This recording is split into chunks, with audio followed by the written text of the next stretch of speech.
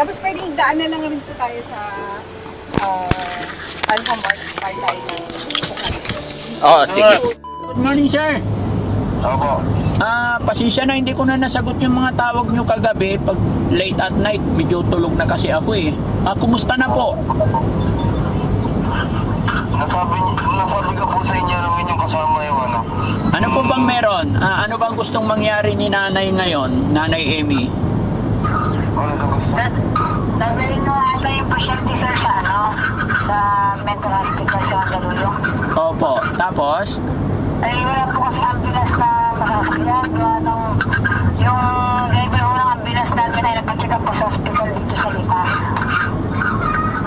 So, anong desisyon ni nanay? Hindi, wala bang ambulansya ang ospital? Hindi ko lang po alam sir eh.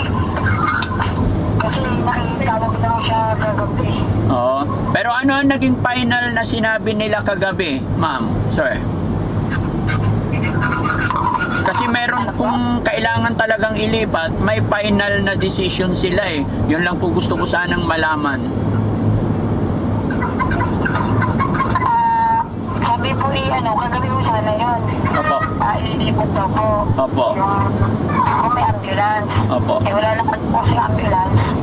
Kaya punta rin po ako dito sa aming transport naman. Sabi bukas ticket ngayon na ako. Eh kaso yung driver ko ay wala ko dyan. Nagpa-check up din po kasi video daw nag-check up na ngayon. Walang driver ang ambulance. Opo. Paano kaya yung pasyente kung ganun na walang driver, walang ambulance, tapos walang driver ang ambulance? Ano kaya mangyari sa pasyente natin? Paano kaya ito? So, ibig sabihin, nandun pa rin sila hanggang ngayon? Nasa Batangas pa po sa regional. Ano kaya sir kung doon na lang magmumula yung ambulance papunta ng Mandaluyong? Dito na hospital naman yun eh. Yes po, sa akin walang problema. Pero kasi ang alam kong magre-request ng ambulance dyan, hospital to hospital sila mag-uusap, di po ba?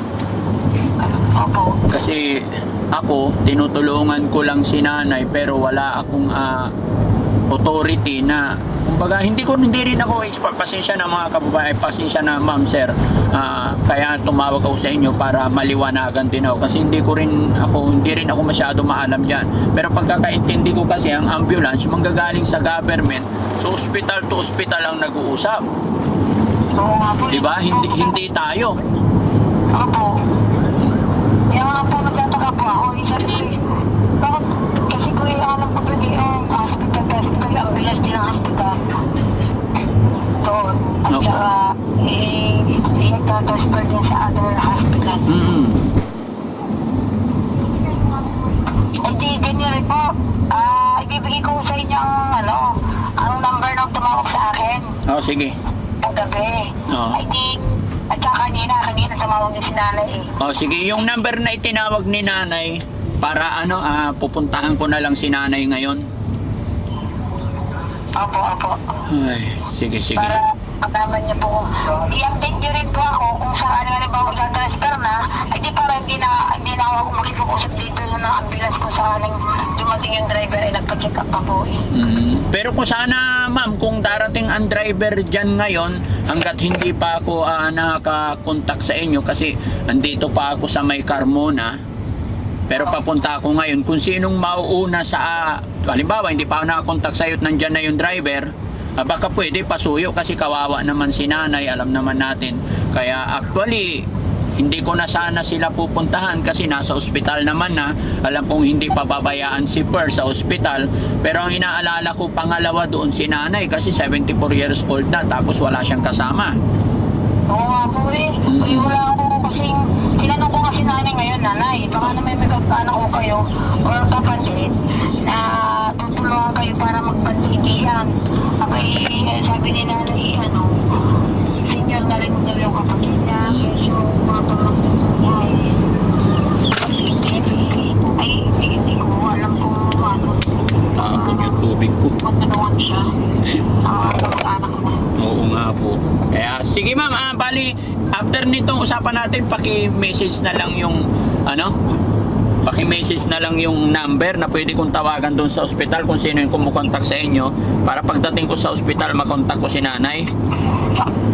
Kasi mahirap pumasok dun sa loob. Opo, sir. Ah, sige. Yung ambulance ko kasi, Oo. ay baka, sabi sa akin, baka mamayang gabi pa may dadala kasi hindi ka nagpa-check up pa, ipilaw yung check up mo doon sa hospital. Sinasaman din pala na nasa din yun. Sige po, sige po. Ay, ipilaw dito pagka marami ako nagpapacheck up. Pila, kaya hindi ko alam kung anong oras din matatapos yung check up ng... Yan ang worried ko kung walang kung walang ambulance, paano yan? Pero, magkakasta na ako kaya kayo ng ambulance sa regional, papunta naman dalawang pero hospital naman po yun eh. Sige po. Pero hindi naman ako, gaya ng sinabi ko, hindi ako pwedeng mag-request na nandito ako. Hindi ako related sa pasyente, wala ako sa ospital. Ang authority talaga mag-request yan, sila po. Hindi ako pwede. Pero sige, di bali, titingnan na lang natin ma'am pagdating ko doon sa ospital kung anong pwedeng mangyari at kung anong pwedeng gawin natin. Salamat po ma'am, magandang morning po. Sige po, Okay, salamat thank you. po. Ayun mga kababayan, mga kabarangay, good morning po ulit. Ayan, bali ikalawang araw ni Nanay Amy at saka si Per sa ospital. Pero kagabi mga kababayan, alas 9 ng gabi, may mga nagte-text sa akin at saka nagtawag. Kaya lang sorry, hindi ko na po nasagot at hindi ko na nabasa ang message nila ngayong umaga ko na nabasa dahil tulog na po ako at medyo napagod sa maghapon na pabiyahe-biyahe. Siyempre Makati, Carmota to Batangas tapos pabalik, medyo napagod ang inyong lingkod mga kababayan. Pero ngayon mga kababayan, dahil sa message po nanghihingi ng saklolo si Nanay Amy na ililipat daw sa Mandaluyong. Ito nga ang problema namin ngayon mga kababayan, yung ambulance na paglilipatan kung saan daw ako kukuha dahil wala daw silang ambulance. Kesyo wala daw ambulance yung kabila at yung sa kabilang barangay naman is wala daw yung driver. Pero sa message sa akin kanina mga kababayan ay kagabi, wala daw gasolina, ay diesel, wala daw pan diesel yung ambulance. Kaya ito, napilitan ang Team Daddy Frankie na ura-urada pupunta ngayon sa Batangas General Hospital para masaklolohan natin si Nanay Amy. Kaya mga kababayan, samahan nyo po muli ang Team Daddy Frankie para magabayan natin si Nanay at ma-update ko rin kayo regarding po kay Perjoy Dumag na sana ay tuloy-tuloy na at ay pag-pray natin. Samahan nyo po kung manalangin sa ating Diyos Ama na malagpasan ni Perjoy ang kanyang pagsubok na dinaranas kasama ang kanyang ina. Maraming salamat mga kababayan. Sama-sama po tayo, tuloy-tuloy tayo.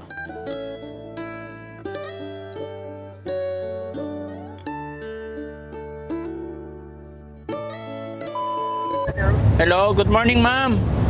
Ma'am, si Daddy Frankie po ito. Nakitawag yata si Nanay Amy Dumag sa'yo. Tanungin ko lang ma'am kung nandyan pa rin ba sila?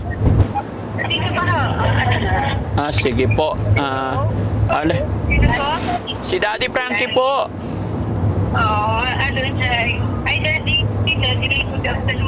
Si Nanay Amy na ba to? Oo. Kumusta na kayo dyan, Nay?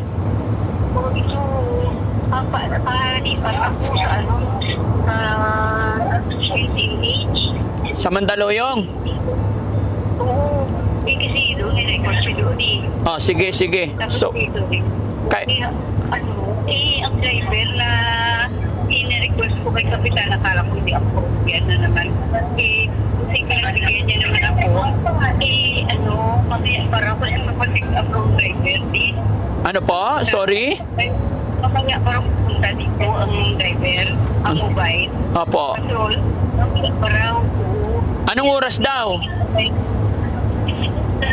pero ako ni-clear nag-assign na ako ng sasakyan. Bibigyan si Per ng nagdi-dextrose na siya yun. May dextrose na si Per. Okay yun. Oo, kasi nangihina siya. Oo, nangihina siya. Dextrose. Isa, hindi pa naubos na kayo. Pangalawa, sabi naladala ko yung pangalawang dextrose niya. Opo. Potassium raw, kasi kulang potassium. Kulang siya sa potassium. stasyon. Bali na, papunta kami dyan ngayon. Ngayon, ano oras? Hindi ko alam, nasa biyahe pa ako, Nay. Magte-text ako ulit pag nandyan na ako para makalabas ka. Saan kayo ngayon?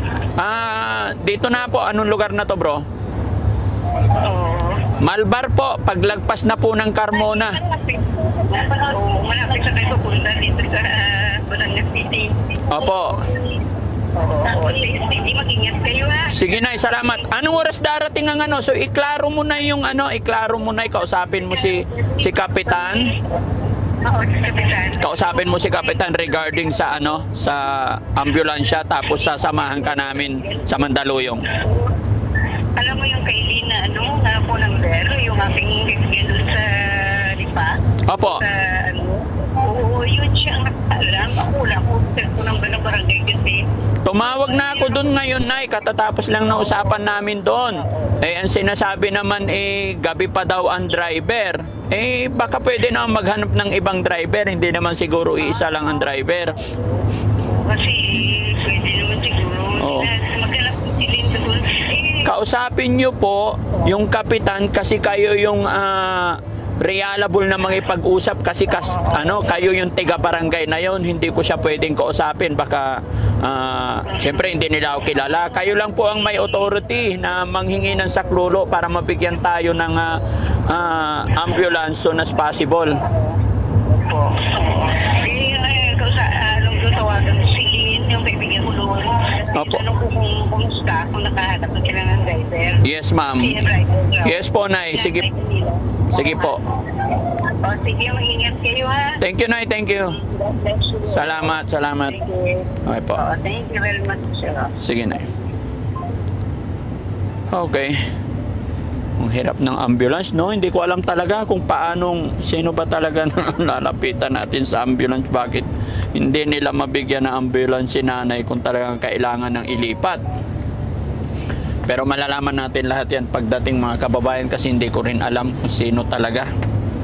Importante, nasa ospital si Perjoy. Ayun. Unang update kay Perjoy, nakadalawang dextrose na daw po.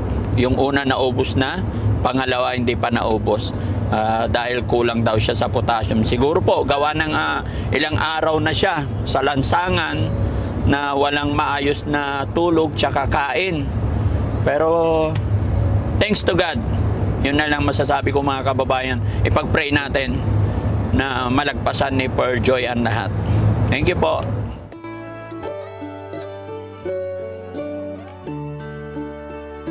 Hours later.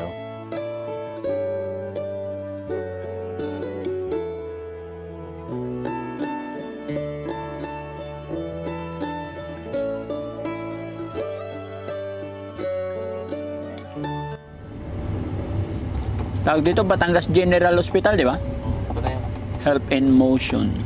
Ayan yung mga Yan yung may ibang barangay lang. So ayun, mga kababayan, after ang ilang oras na biyahe natin, dito na po tayo sa harapan ng ospital ng Batangas General Hospital. At tawagan lang natin si Nanay Amy para lumabas.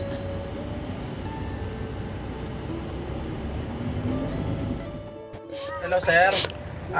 Kakausapin daw po kayo ni Daddy Frankie. Paliwanag niyo po kay Daddy Frankie kung ano daw po yung kailangan. Sige po. Sige. Ito. Kausapin niyo si Daddy Frankie. Ito, bigay ko sa kanya. Hindi, mamayang pumayat naman tayo yung ambulance na mamayang madaling araw po. Hello po. Hello? Pumayag naman daw yung yung ambulance mamaya daw Sir, hindi ko po marinig. Palakas konti. Hello? pumayag.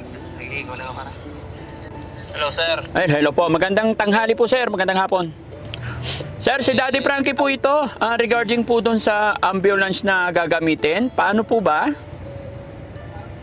Bukas na lang po daw ng ng madaling araw pabiyahe. Gawa ng kakatapos lang po kasing nagpa-check up ng driver.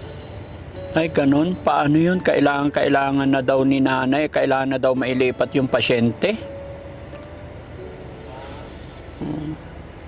Hindi ko lang po alam. Eh, may kausap po kasi sa ano, si ate yung kumausap dun sa ano, driver ng ambulansya. Opo. Kinakausap si nanay sa cellphone. Tapos ano pa yung sabi nila, sir? Eh, yun lang naman po yung sinabi na madaling araw na lang po daw po biyahe. Ay. Saglit lang po at ano, bibigay ko lang kay ano, si Daddy Frankie. Ano po, sir? Hello po. Magandang tanghali po, ma'am. Sino po sila, ma'am? Po? Si Lynn po. Ay, Ma'am Lynn. Magandang hapon. Hello po, sir. Yes po, magandang hapon po. Regarding po sa ambulance na gagamitin ni Perjoy. Apo, Si- ay, sir, nakausap ko na po yung driver. Kararating lang kasi ng driver eh. Yes po. Kasi nagpa-check up. Mm-mm. Sabi ko pwedeng sa madaling araw na daw aalis. Eh sabi naman ni nanay ngayon, Opo. ano yung tawag dun? Nakapag-billing na daw po. Ay, ano, Opo, kung sa akin, ma'am, walang problema kahit hanggang bukas. Kaya lang hindi po sa akin, hindi po ako ang pasyente, depende po sa pasyente at sinasabi ni nanay. So ayon po kay nanay kasi, kailangan na daw mailipat ngayon. Kasi mula nung pagdating nila dyan sa ospital, nasa stretcher pa rin, hindi pa rin naipapasok, hindi pa rin naipapasok sa room niya. Kaya sabi ng ospital, ilipat na lang sa Mandaluyong. Kaya gusto sana soon as possible kung pwede makikiusap, kung okay na sana yung yung ambulance. yung driver po lang sir ang ang tinatanong ko po, gawa nga ng ewan ko po kung may nararamdaman po siya yung driver or kaya sabi niya sa akin, makiusap daw ako kay nanay na kung pwedeng bukas na lang ng madaling araw kasi napakainit daw po ngayon, ay kakapacheck up niya lang daw po sa doktor. Ay sabi naman ni nanay, tumawag sa akin na kung maaari kahit mamayang gabi, itatanong ko lang po sa... Oo nga po. Okay, tinatanong po ako ng driver ng ambulance. Opo. Paano yung gasolina at saka yung toll gate, sabi niya sa akin. Ako itatanong ko rin po kay nanay dahil wala din ho akong pera eh. Sinabi ko po. Sige. Akala ko pag... Paano kaya? hindi ko alam. Akala ko kasi pagka mga ambulance, hindi ko alam, correct me if I'm wrong, ang pagkakaalam ko lang pag red plate kasi mga gayang government, hindi ba sila libre sa toll gate? Hindi ko lang po alam. Nagbayad daw, hindi pure ambulance ata yung daladala nila eh. Bakit po nagbayad daw po sila ng toll gate na papunta po doon? Sabi po nila dito. Pero nung pabalik dito, hindi. Ay, hindi ko lang po alam, sir. Pagka alam ko, pagka ganyan ambulance, kasi ambulance yun eh. Di ba? Ambulance ng barangay. Pero, by the way, hindi ko po alam, pasensya na ma'am, no? Baka magalit sila sa akin, wala nga, gaya ng akin sinabi. Hindi ko rin po alam, kaya sabi ko, nagtatanong din ako. Yun lang pagkaalam ko. Pagka red plate. Kahit din po ako, sir, hindi ko rin ako alam eh. Pero, yung ang nagsasabi sa akin, yung driver ng Ambulansya. Oo. Kaya yung... Yung driver ng ambulansya ang nagsabi na sasagutin natin yung diesel at saka Wala na ang problema sa diesel, ma'am, kasi yung biyahe namin nakaraan, binigyan ko na rin sila ng pan-diesel, nang hingi na rin sila sa akin. Nagulat lang ako, nakulat ako ngayon na pati toll gate pala. Pero wala na ang problema po sana. Pero dapat sana ngayon na kasi nakikiusap. Pinuntahan namin si nanay doon sa ospital. Nakita namin sitwasyon ni Perjoy. Medyo hindi po maganda. Kaya pinapaasap ng ospital. Nag-request din kami sa ospital na baka pwedeng sila na magbigay ng ambulance. Wala rin daw silang maibigay. Kaya kami na po sana yung nakikiusap din sa inyo na kung pwede magawa ng paraan. Kahit sasagutin ko po yung diesel at saka toll gate. Pero kasi kung bukas pa, mag-aalanganin pa kung bukas pa ng madaling araw. Kung mainit naman, alam ko may aircon naman yata yung sasakyan. Hindi talaga pwede.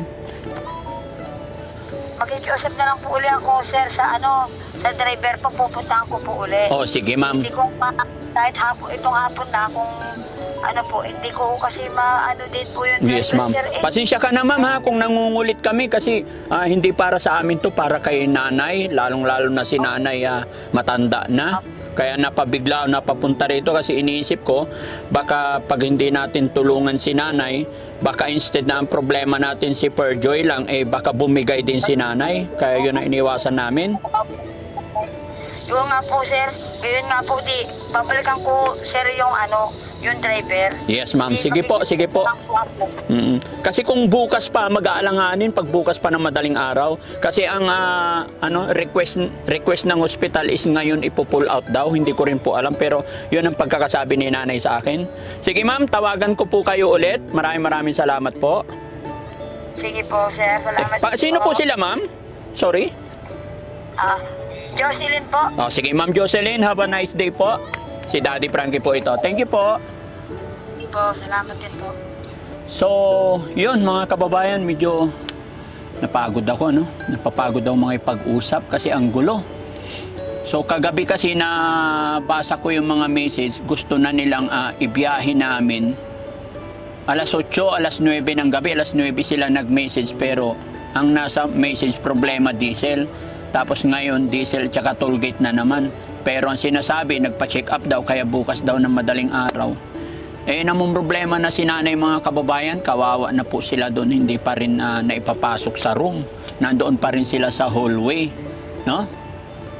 Sa hallway pa rin sila, Mon? So siguro, Mon, sa palagay natin, pwede ba si nanay ay per dito sa sasakyan? Maluwag naman? Pwede naman po siguro, basta may May permiso ang ospital.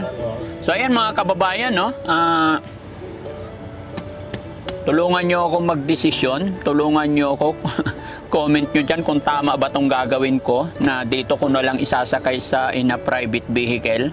Kasi gusto talaga namin sa ambulansya for safety din. Lalong-lalo na hindi naman tayo knowledgeable sa mga ganong pasyente. Pero ayon kay nanay, kailangan ng ilipat.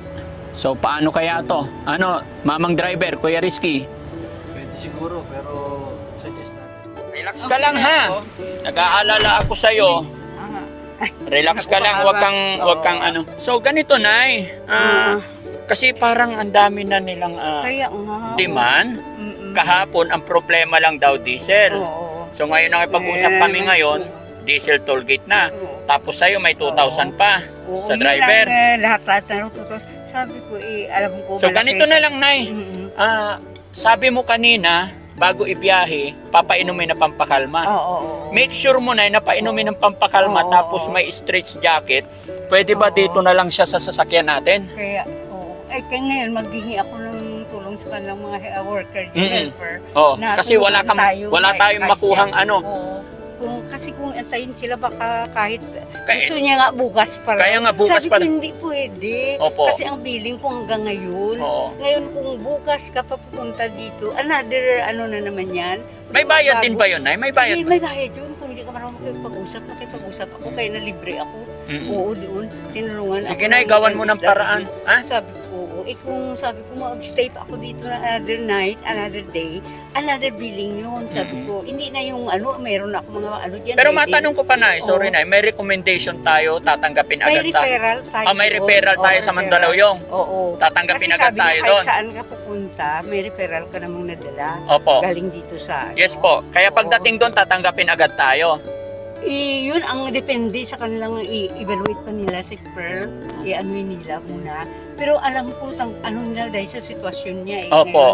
Sige. Hindi masyado makausap. Diretso naman natin sa emergency, no? Oo. Kaya nga, kausapin ko yung... Kausapin mo sila, Nay. Make sure na may pampakalma kasi baka magwala dito sa loob. Sabihin ko kahit dalawang tulong helper na may ipasok dito. Opo. May pabante na lang doon. Madali yung magpasok, Nay. Ang make sure mo na mapainom nila ng pampakalma. Oo. Yun nga sabihin ko dun sa nurse doon na parang kaya i-dextrose siya kasi siguro may inaano silang gamot doon nalagay. Hindi, para kasi kaya may dextrose, Nay, kasi ilang araw hindi kumakain para bumalik yung lakas niya.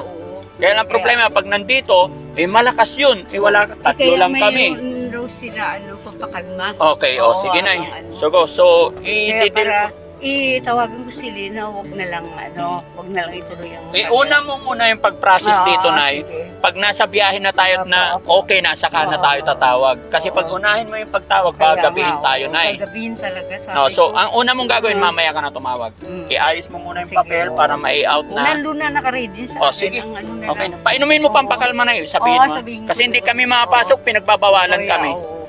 Kasi dati dinala nila kami doon hanggang kalsada lang sa labas.